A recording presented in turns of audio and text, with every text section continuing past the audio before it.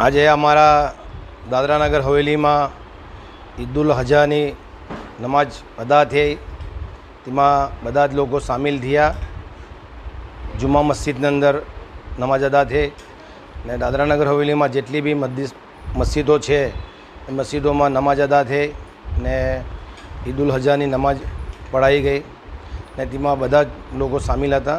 ગરીબ અમીર બધા લોકો સામેલ હતા ને મેં ખાસ કરીને તો મારા દેશ માટે, મારા વતન માટે કે આ ઈદુલ અઝહાનો મહિનો છે, એમાં લોકો હજ કરવા જાય છે મક્કા મદીના. તા હાજી એમાં જે અમારા જે હજનો જો અરકાન છે એ ત્યાં અદા કરવામાં આવે. પછી હાજી બને ને એ હાજી બધા માટે દુઆ કરે, એના પરિવાર માટે દુઆ કરે. તો મેં ખાસ તો મારા દાદરા નગર હવેલી માટે મેં દુઆ કરું કે માલિક બધાને હારા રાખે ને બધી સારી રીતે રાખે.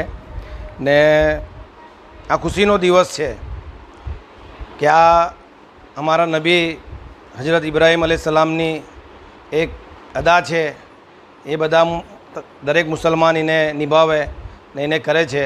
ગરીબ અમીર બધા મળીને સાથે ઉજવે છે. ને બસ મેં જ કહેવા માગું છું કે ખાસ અભિનંદન આપું છું, શુભેચ્છા આપું છું ને બધાને મુબારકબાદ આપું છું. દરેક મુસલમાનોને, હિન્દુને, ભાઈઓને, બધાને, દરેક કોમ્યુનિટીને મેં મુબારકબાદ આપું છું. માલિક બધાના લીએ મેં પ્રાર્થના કરું. બસ આજ કહેવા માગું છું. જય હિન્દ, જય ભારત. अस्सलामु अलैकुम वरहमतुल्लाहि ताला बरकातुहू। ईद उल अज़हा की मुबारकबादियाँ पेश करते हुए बताना चाहता हूँ कि ईद की कुर्बानी क्यों पेश की जाती है। इसमें कुर्बानी इसलिए पेश की जाती है कि बकरे की कुर्बानी के साथ साथ अल्लाह का हुक्म है कि अपने तमाम बुराइयाँ, तमाम ख्वाहिशात और तमाम गुनाहों की कुर्बानी पेश करो. और ये कुर्बानी हज़रत इब्राहीम अलैहिस्सलाम और उनके बेटे हज़रत इस्माइल अलैहिस्सलाम की सुन्नत है. और उसकी सुन्नत को और याद को ताज़ा करने के लिए अल्लाह का हुक्म है कि तुम हर साल अल्लाह के नाम पर हज़रत इब्राहीम और इस्माइल की सुन्नत को याद ताज़ा करो और उसको अदा करो. और उसके साथ साथ अपने गुनाहों की कुर्बानी पेश करो, अपनी बुराइयों की कुर्बानी पेश करो. तमाम तर बुराइयों से अपने आप को साफ़ और पाक और साफ़ सुथरा करो.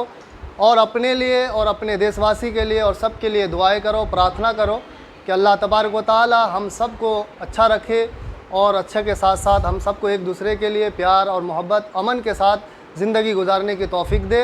अल्लाह तबारक व तआला की बारगाह में दुआ है कि इस ईद उल अज़हा के सदक़े में हम सब के बीच और दरमियान इत्तेहाद अता फ़रमाए, इत्तेफ़ाक़ अता फ़रमाए. हिंदुस्तान की बुलंदी हो, तरक्की हो और अल्लाह तबारक व तआला हमारे सारे नेक अमाल को कबूल फ़रमाए. अस्सलामु अलैकुम व रहमतुल्लाहि व बरकातुहू.